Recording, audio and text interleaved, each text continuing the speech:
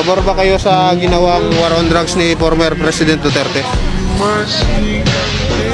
Okay naman, pabor naman. Gusto ko nga si Duterte bumalik ulit sa Pilipinas eh. Para lahat ng adik mawala yan eh. Kasi salot ang lipunan niya mga adik na yun eh.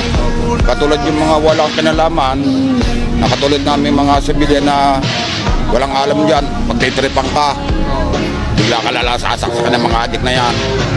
Kaya maganda yung kay Duterte yung pamamalakad. Dapat ibalik si Duterte para yung mga masasamang loob, yung mga adik na yung mawala yan, malipol.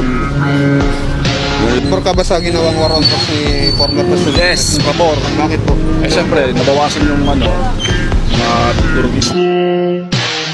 Toki di konsto,